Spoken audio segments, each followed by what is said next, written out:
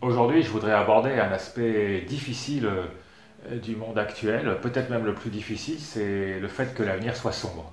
Il y a une étude qui vient d'être publiée là, qui a été menée dans 10 pays dans le monde entier, du nord comme du sud, la France, la Finlande, mais aussi le Brésil, l'Inde par exemple, et auprès de jeunes. Et il s'avère, voilà, le résultat, c'est que 75% des jeunes interrogés trouvent l'avenir effrayant. Ça, c'est la moyenne globale, et pour la France, c'est 74%. C'est vraiment un choc, une remise en cause très profonde des fondements de notre civilisation. Ça vient heurter de front un aspect vraiment très important de notre conscience. En tant qu'occidentaux, peut-être plus tellement aujourd'hui, en tout cas moins, et certainement beaucoup moins pour les plus jeunes.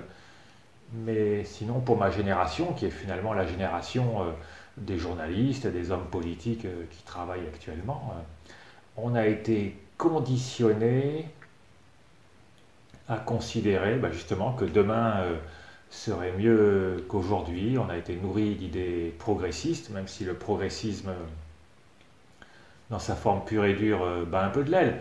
Mais on a quand même été conditionné, nourri, voilà, de l'idée que demain sera mieux qu'aujourd'hui, qu'on peut avoir confiance, que tout va bien, qu'on est sur des bons rails, que c'est pas vraiment la peine qu'on peut être un peu irresponsable et que c'est pas la peine qu'on réfléchisse trop aux conséquences à long terme de nos actes parce que l'humanité trouvera toujours une solution et qu'on peut faire confiance aux progrès techniques et à la croissance qui sont sans limite. C'est entendu que l'essence de la politique, c'est de promettre un avenir radieux, que le progrès ne génère pas de problèmes insolubles et voire que des problèmes plus ou moins mineurs et de toute façon solubles par un surcroît de progrès. Et même si on va jusqu'au bout de cette logique, il y a l'idée quand même que notre civilisation est la meilleure et que l'humanité que nous sommes aujourd'hui est la plus éclairée, quoi, bien plus éclairée que celles qui nous ont précédés. Pour bien mesurer l'enjeu, ça vaut le coup de remonter aux origines, à l'impulsion initiale, c'est-à-dire à peu près 250 ans en arrière, à l'époque de la philosophie des Lumières, de la Révolution industrielle, de la Révolution française, disons entre 1750 et 1850, à l'époque où apparaît l'idée moderne de progrès. Et la promesse la plus ambitieuse et la plus exaltante du progrès, c'est celle d'un monde meilleur. Mais même pas meilleur, vraiment parfait, la société idéale, le paradis sur terre, l'âge d'or, un monde délivré de tous les maux qui accablent l'humanité depuis toujours. La guerre, la maladie, la misère, les catastrophes naturelles, la superstition, un monde éclairé, juste, prospère, libre. Nos prédécesseurs étaient très optimistes. Pour eux, c'était entendu que le progrès était le moteur de l'histoire et que nos enfants vivraient dans un monde nettement plus agréable à vivre que le nôtre. Et tout ça, donc c'est très exaltant avec un mélange à la fois de grandiose et d'illusion aussi. Saint-Simon, un socialiste utopique du début du 19e, a dit: l'âge d'or du genre humain n'est pas derrière nous, il est au-devant, il est dans la perfection de l'ordre social. Nos pères ne l'ont point vu, nos enfants y arriveront un jour, c'est à nous de leur frayer la route. Aujourd'hui, ça ne coule plus de source de considérer que nous préparons le paradis sur Terre pour les générations futures. Ça ne coule plus de source de considérer que nous frayons pour nos enfants la route vers l'âge d'or.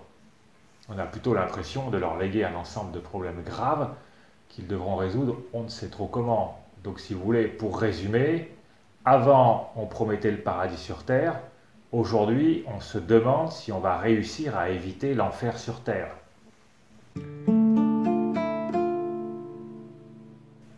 Alors évidemment, ça n'est pas sans conséquence, hein. Il y a une conséquence politique majeure, c'est que sans la perspective du paradis sur Terre, la politique est privée de sa plus belle promesse, de sa finalité suprême.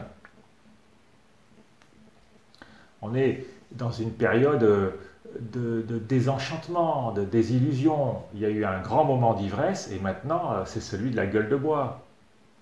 Saint-Simon dit à nous de leur frayer la route. C'est gentil, mais si on voit plus trop où est la route, si on ne sait pas trop où la route va, comment faire?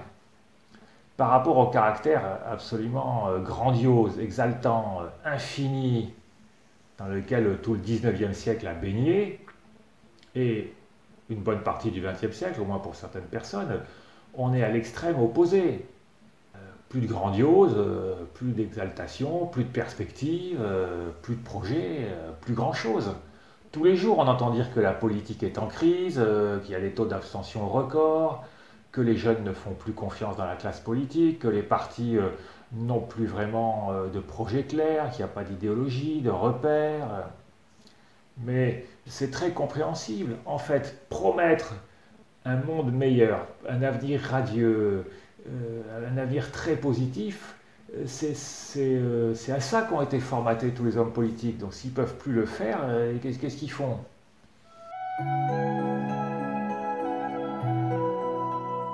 C'est comme si on avait armé un immense paquebot supposé nous amener à une destination merveilleuse. Alors peut-être pas Disneyland, mais disons Bonheurland. Alors au début, il n'y a pas de question, il n'y a pas de problème. Tout le monde est dans le paquebot, tout le monde est content, tout le monde est sûr que Bonheurland existe et est sûr qu'on y va. 200 ans après, comment ça se présente? Ben, certes, le paquebot, il est beaucoup plus puissant et beaucoup plus rapide. On a même l'impression toujours plus puissant, toujours plus rapide, mais on ne sait plus trop où il va. Il était supposé nous amener à une destination merveilleuse, on n'est pas sûr d'y aller et on n'est même pas sûr que cette destination existe. Alors dans la cabine de pilotage, ça donne des discussions un peu surréalistes du genre mais capitaine, où allons-nous? Je ne sais pas, mais accélère. Et en plus, cerise sur le gâteau, il y a un trou dans la coque, il y a un trou qui s'agrandit. Et on ne fait pas grand-chose. Donc si vous voulez, avec tout ça, il ne faut pas s'étonner si la politique est en crise.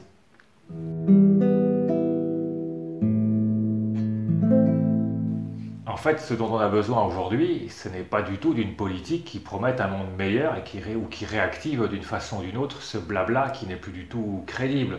Ce dont on a besoin, c'est d'une politique courageuse qui affronte, qui nomme et qui affronte la difficulté, qui nous dise où est-ce qu'on doit, comment on va se retrousser les manches. C'est un changement de conception du projet commun. Alors dire ça, c'est pas être atteint de sinistrose ou être dépressif ou être découragé ou je ne sais quoi. En fait, on pourrait dire prendre soin du monde, on pourrait rappeler le titre de ces chroniques, prendre soin du monde, ça demande de l'énergie, du courage. Ce n'est pas parce qu'on est plus naïvement optimiste qu'il faut être défaitiste.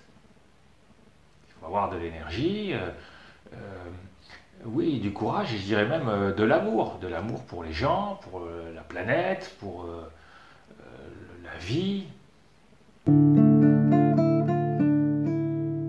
Donc il y a des conséquences politiques non négligeables, mais aussi un aspect spirituel, une conséquence spirituelle, un retournement. Le projet politique, c'est de résoudre la difficulté. Voilà, ça résoudre les difficultés. Le projet spirituel ou philosophique ou individuel, c'est de savoir garder sa joie et sa dignité dans la difficulté. C'est savoir se tenir en équilibre dans un monde très instable, trouver une certaine forme de paix, de contentement dans un monde très troublé.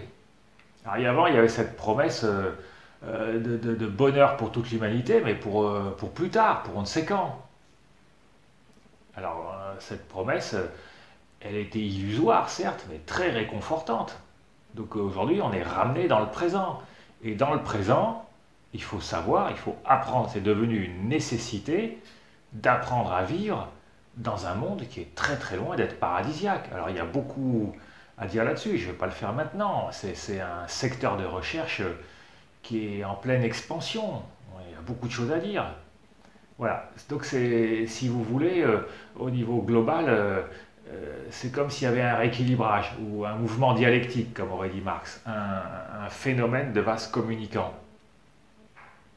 Quand on ne croit plus que la révolution va accoucher du paradis sur Terre, on commence à se demander si on ne peut pas trouver un bout de paradis à l'intérieur de soi.